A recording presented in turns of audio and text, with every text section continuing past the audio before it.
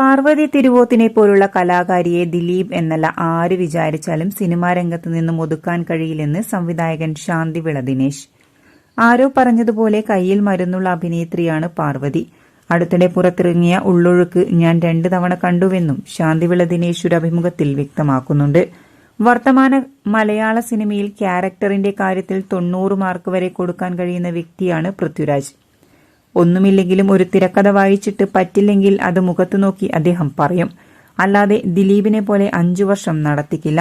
ദിലീപ് പറ്റില്ലെന്ന് പറയില്ല. ഇക്കാര്യം ഞാൻ ദിലീപിനോട് ചോദിച്ചപ്പോൾ എനിക്ക് ഒരാളോട് നോ പറയാൻ അറിയില്ലെന്നാണ് അദ്ദേഹം പറഞ്ഞത്. എന്നാൽ പൃഥ്വിരാജിന് നോ പറയാൻ ഒരു മടിയുമില്ല. ഞാൻ ചെയ്ത ഒരു സിനിമയിൽ ആദ്യം വെച്ചിരുന്നത് കലാഭവൻ മണിയെയാണ്. എന്നോടൊരു വൃത്തികേട് കാണിച്ചപ്പോൾ ഞാൻ അദ്ദേഹത്തെ ഒഴിവാക്കുകയാണ് ചെയ്തത്. പകരം ലാലിനെ വെച്ചു. ഈ പവർ ഗ്രൂപ്പ് അന്നുണ്ടായിരുന്നുവെങ്കിൽ ദിലീപ് വിളിച്ചിട്ട് അദ്ദേഹത്തിന്റെ ഏറ്റവും അടുത്ത സുഹൃത്തായ മണിയെ മാറ്റിയിട്ട് ലാലിനെ വെച്ച് ചെയ്യാൻ പറ്റില്ലെന്ന് പറയുമോ? വീട്ടിൽ പോയി പറയടാ എന്ന് ഞാൻ പറയുമെന്നും ശാന്തിവിള ദിനേശ് വ്യക്തമാക്കുന്നു. സിനിമയിൽ വിജയ ഗ്രൂപ്പ് മാത്രമേയുള്ളൂ.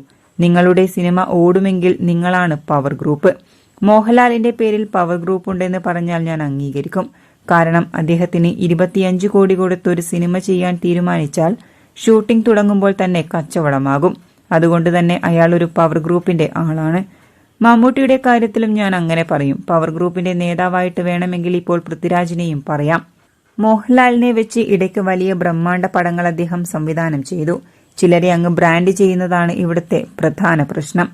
ദിലീപ് തിലകനെ തള്ളയ്ക്ക് വിളിച്ചു എന്നൊക്കെ പറയുന്നുണ്ടല്ലോ. ആ സംഭവം അങ്ങനെയൊന്നുമല്ല. അമ്മയുടെ യോഗത്തിൽ തിലകൻ വളരെ മോശമായി സംസാരിച്ചപ്പോൾ മമ്മൂട്ടി കരഞ്ഞു.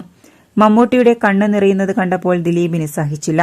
അതോടെയാണ് അദ്ദേഹം നിങ്ങൾക്ക് മനസ്സിൽ കാരുണ്യമില്ലേ എന്നോ മറ്റോ തിലകനോട് കൈചൂണ്ടി സംസാരിച്ചത്.